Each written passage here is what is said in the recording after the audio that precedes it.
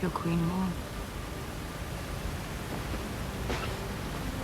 There's nothing normal in the Game of Thrones world, and it goes right down to their relationships. There are so many questionable dynamics in Martin's universe that I literally watched the show in secret, hiding it from my younger relatives. Hey Maddie, now you know the trauma I was trying to save you from. Anyways, even in the spin-off shows, we've witnessed several intimate bonds which have raised our eyebrows, and with Aemond and Alicent's moment in the premiere episode of House of the Dragon Season 3, we decided to go down the rabbit hole and try to find the most twisted relationships in this universe. Boy, oh boy, did we find them. It's gonna be a good one, so let's get right into it. Jaime and Cersei Lannister. We often wonder what would have happened if Bran hadn't seen Jaime and Cersei together way back in Season 1 of Game of Thrones. If you think about it, everything spiraled out of control after the young boy accidentally saw the Lannister siblings, Cersei and Jaime, engaged in a sexual encounter. We've seen a whole bunch of nasty relationships in the world of Game of Thrones, but Cersei and Jaime have always been on another level. In fact, despite being the queen and married to Robert Baratheon, all the kids that Cersei birthed were actually fathered by her brother, and given how distinct Lannister hair color is, there were always whispers in the realm about the lineage of their children. Cersei and Jaime's relationship was known to their father, Tywin Lannister, and their younger brother Tyrion. However, unlike the Targaryens, such relationships weren't glorified among the Lannisters, and Tywin always had a sense of shame and disgust, but chose to stay in a state of denial. Not just Jaime, Cersei even had a sexual relationship with one of her first cousins, Lancel Lannister, who used to squire in the Red Keep. But with Jaime, her bond grew increasingly complicated and toxic when he started growing feelings for Brienne of Tarth. However, Jaime and Cersei couldn't resist each other, and though deep down Jaime felt helpless and manipulated by his twin sister, he continued to return to her.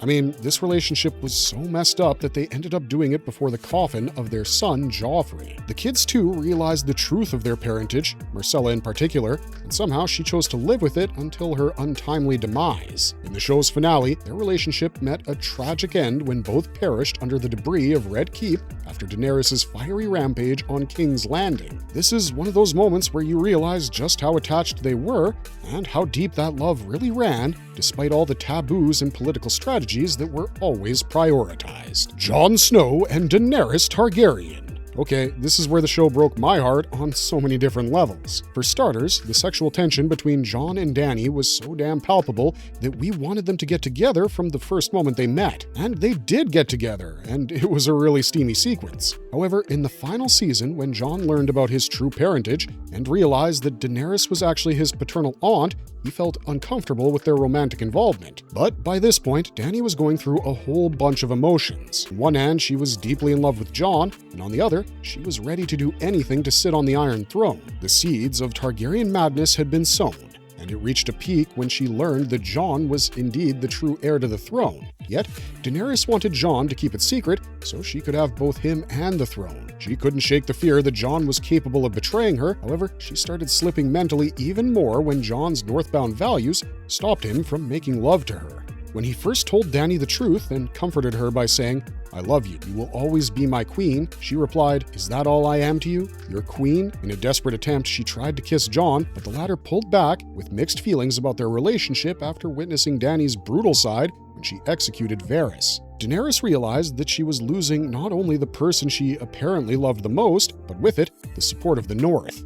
For her, their blood ties didn't matter or act as a hindrance to continue their life as lovers because it's probably the most natural instinct for a Targaryen. And that's exactly why, when she stood before the Iron Throne, surrounded by ruin and ashes, she envisioned ruling the Seven Kingdoms with Jon by her side. However, the truth bombs were too much for Jon to handle, as he constantly struggled with his identity, his love for Dany, and the fact that she was slowly becoming a tyrannical ruler. It got to the point that he couldn't even look her in the eyes. When Dany was getting a lot of heat for her reaction, actor Emilia Clarke said in an interview, "The related thing to her is so normal. She could have easily married her brother. It's not a thing. It's a thing for Jon, but let's just forget about that. The main thing is we're up for the same promotion, and I've been working my entire existence. This is my whole existence since birth." And in the end, he had to be the one to kill her, putting a tragic end to their otherwise genuine love story. But the worst part, Jon didn't even ascend the throne.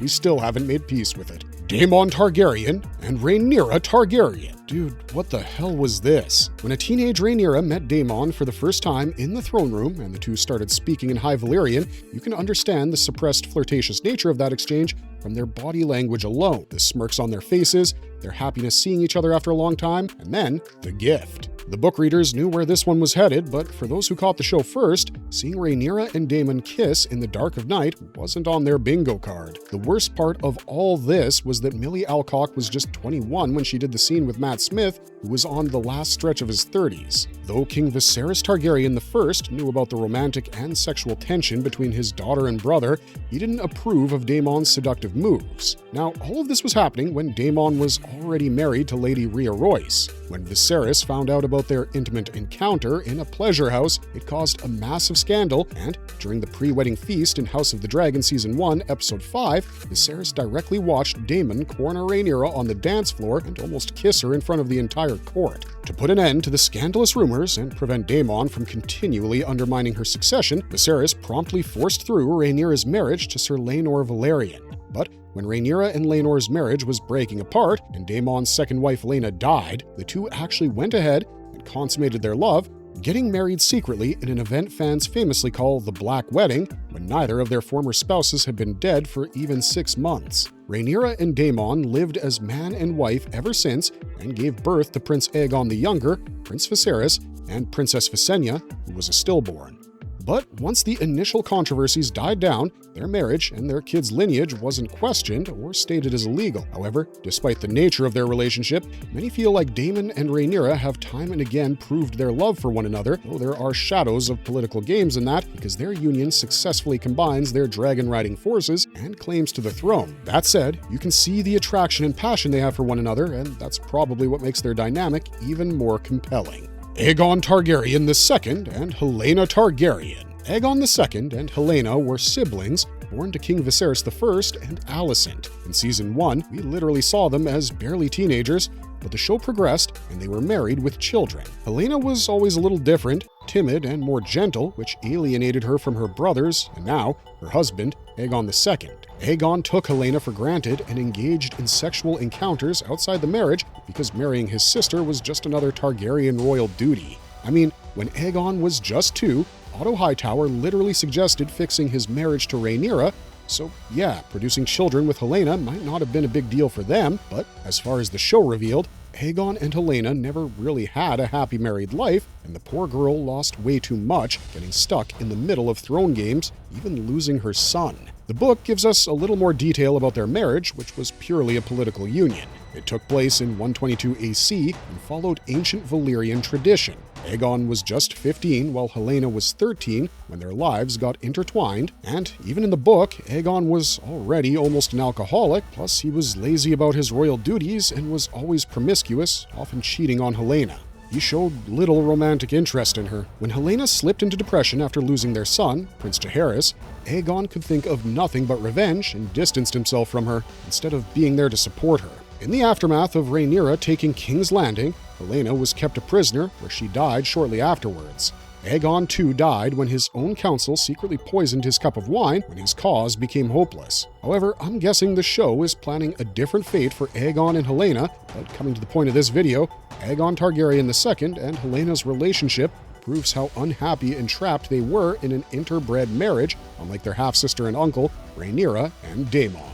Aegon Targaryen I and his sisters, Visenya and Rhaenys. Okay, the sibling dynamics are getting a little out of hand now. The very founder of the Targaryen dynasty, Aegon I, or as we better know him, Aegon the Conqueror, had not one, but 2 wives. And yes, both of them were his sisters, namely Visenya and Rhaenys. However, his relationship with each sister, and the reasons he married them, couldn't be more different. Visenya Targaryen was Aegon's eldest sister, and according to traditional lore, he married her purely out of a sense of duty to preserve the purity of the royal bloodline, which was a thing in Valyrian custom. Visenya was a dangerous warrior who carried the Valyrian steel sword Dark Sister and rode Vhagar the dragon. Yeah, that guy doesn't need any introduction.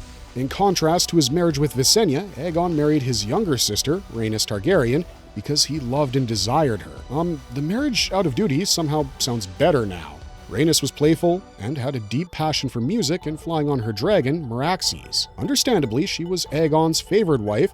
It was said that he spent 10 nights with Rhaenys for every one he spent with Visenya. Now, although Aegon and Visenya had little romantic affection for one another, their relationship was built on mutual respect, and together, they worked as a formidable force in the conquest of Westeros. In a way, Rhaenys was the love of Aegon's life, while Visenya was his most trusted ally. She fought beside him during the conquest and even saved his life after an assassin nearly killed him in King's Landing. The attack actually led Visenya to establish the Kingsguard, where she personally chose the first 7 knights sworn to protect the king. However, after Rhaenys was killed during the First Dornish War, Aegon was said to have drowned in grief, and his only advisor and military commander during this time was Visenya. However, Aegon and Visenya didn't have any children for over a decade after their marriage, which led many to believe that Visenya was barren. It was, in fact, Rhaenys who gave birth to Aegon's first son and heir, King Aenys Targaryen I. Then, in 12 AC, Visenya finally gave birth to Aegon's second son, Maegor. Because of the long gap between their marriage and Maegor's birth, there were rumors that Visenya had used dark magic or sorcery to conceive the child. There's no evidence for this claim, but considering the kind of king Maegor would eventually become, it's easy to see why those rumors persisted. Don't worry, we'll get to him soon. But one thing is clear, the entire Targaryen dynasty was basically founded on incest, which to them was a holy and necessary step towards empire building. Craster and his daughters. Projectile vomiting. Yep, that was my first reaction when I learned about Craster and his relationship with his own daughters. You see, Craster wasn't even a royal or a noble per se. He was a wildling who lived beyond the wall at Craster's Keep, and without any hesitation, kept on claiming his daughters as wives and reproduced children with them. In fact, Craster acted as a contrast to the Targaryens, who practiced generally forbidden marriages to maintain the integrity of their bloodlines. He chose to be an abusive and disgusting prick just because he wanted to, which highlighted one of the worst aspects and power dynamics in this world. Craster was portrayed similarly in both the book and the series as someone who forced his daughters to become his wives, fathered children with them, and then repeated the cycle. By the time of A Clash of Kings, in the book, Craster was said to have 19 wives. But what did he do with the sons? Well, it was actually equally horrifying. He would offer any newborn son as a sacrifice to the White Walkers, whom Craster called the Old Gods, in exchange for leaving his keep untouched. The show goes one step further by actually depicting one of Craster's infant sons being transformed into a White Walker by the Night King. The daughter most fans will recognize is Gilly. In both the books and the show, she gives birth to a son and desperately begs Samwell Tarly to help her escape before Craster can sacrifice the baby, and you probably know the rest. Although the details differ slightly between the books and the show, Craster ultimately meets the same fate in both versions, dying during the mutiny at Craster's Keep at the hands of members of the Night's Watch. Unfortunately, his death doesn't free the women. Instead, the mutineers seize control of the keep and continue abusing Craster's wives and daughters until Jon Snow later leads an attack on the keep and wipes them out. Maegor the Cruel and his niece. Remember when we mentioned Maegor? Well, he's back with more incesty sibling-wife relationships. Now, the practice of marrying sisters was arguably started by Aegon the Conqueror, but boy oh boy did his son show how tradition can spiral out of control. There's a reason he was called Maegor the Cruel, and it started right from his home. Maegor wasn't satisfied with just one wife, and over the course of his reign, he married 6 women, and at one point had 6 wives simultaneously. Maegor openly defied the faith's orders against polygamy, but apart from his general habit of marrying women for heirs, the worst example is when he married his niece, Rhaena. So how exactly did he marry Rhaena? Well, Maegor killed her husband, Prince Aegon the Uncrowned, who also happened to be his nephew and Rhaena's brother, and forced Rhaena to marry him. What a nice guy, right? Rhaena and Aegon's marriage, however, caused a severe uprising among the faith militant. Poor fellows tried to murder the royal family to protest against this warped practice of alliance and forced them to flee, but by the end of the year, most of the realm was now supporting the faith. Maegor's marriage with Rhaena was primarily a strategic move and a show of power, and since he had already denounced the faith, he didn't care about marrying a blood relative. Firstly, Maegor and Aegon were enemies when the latter's uncle claimed the throne, ignoring him after the death of his father, King Aenys Targaryen I. Rhaena and Aegon had to eventually take refuge on Casterly Rock, where she birthed the twins, Princess Arya and Rhaella. However, the High Septors there called the children abominations born out of a forbidden relationship between a brother and his sister wife, and through Rhaena, begged Aegon to flee out of Maegor's reach. Aegon denied, determined to claim his throne. The two, however, stood by each other strongly and even managed to infiltrate King's Landing to get their dragons and flew side by side. But ultimately, in the battle beneath the God's Eye, Aegon and his dragon Quicksilver were killed by Maegor and Balerion, and Aegon's army was slaughtered. When Rhaena received news of the deaths, she responded with stony silence and said that she had no time for tears. Rhaena became Maegor's enemy, but when he was still dealing with the lack of heirs, some years later, a member of the small council suggested that he marry Rhaena to prevent new rebellion, as well as to unite their claims to the throne. Thusly, the two were married, and it's said that Rhaena attempted to kill Maegor on their wedding night. The wedding allowed Maegor to declare Rhaena's daughter, Arya, as heir to the throne. However, that meant disinheriting Rhaena's youngest brother, Jaehaerys, and she was never happy with the announcement. This is one Targaryen marriage that went completely wrong, and it turned the queen hostile and made her into a conspirator. The next year, she escaped King's Landing upon hearing that Jaehaerys had made his claim to the throne and took her daughter along to join Jaehaerys at Storm's End. Rhaena and Maegor's marriage was neither out of duty nor love. It was a desperate attempt to find an heir, and it's probably one of the worst examples of an interbred wedding leading to more and more chaos.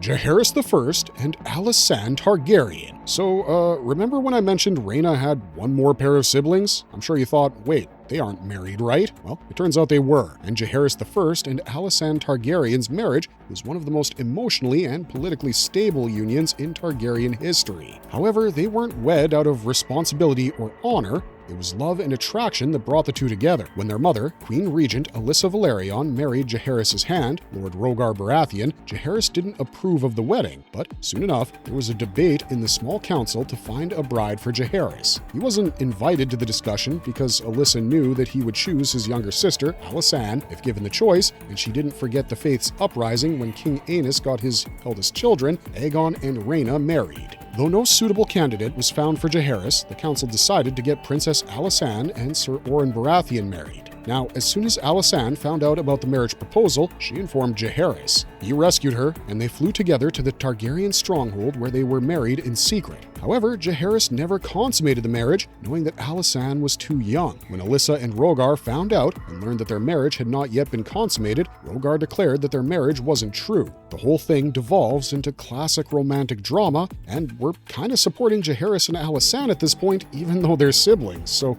that's something. Good writing, maybe? Anyways, according to lore, when Rhaegar told his men to get a hold of the royal children, the Kingsguard defied him and protected Jaehaerys and Alysanne. Having failed, Rhaegar took Alyssa's suggestion and returned to King's Landing, leaving Jaehaerys and Alysanne behind. The couple didn't announce their wedding to the realm, and even Rhaegar commanded everyone stay silent about it. This was a time when the Targaryen practice of intra-house weddings were getting a lot of backlash, but what icks us is that the members of the royal family were so accustomed to it that falling for your sister and marrying her was as normal as ever, and whoever protested against it was seen as an enemy. Nonetheless, Alysanne and Jaehaerys became couple goals. While they remained on Dragonstone, they were rarely apart, and every lord and council member who traveled there to consult the young king would find Queen Alysanne sitting right beside him. Jaehaerys wanted her involved and genuinely respected her. On the other hand, Rhaegar still hadn't accepted defeat. As more and more lords visited Dragonstone, one thing became impossible to ignore. Alysanne was always by Jaehaerys' side. Consequently, news of their union spread throughout Westeros and beyond, and Queen Regent Alyssa realized there was no way of undoing the marriage. So, in 51 AC, Alysanne and Jaehaerys traveled to King's Landing, where the two celebrated a second public wedding before the Iron Throne. Unlike the secret wedding at Dragonstone, this marriage was finally consummated, and Jaehaerys believed another Faith militant uprising was unlikely because the new High Septon wasn't as confrontational as his predecessors, and besides, the Faith militant itself had largely been broken.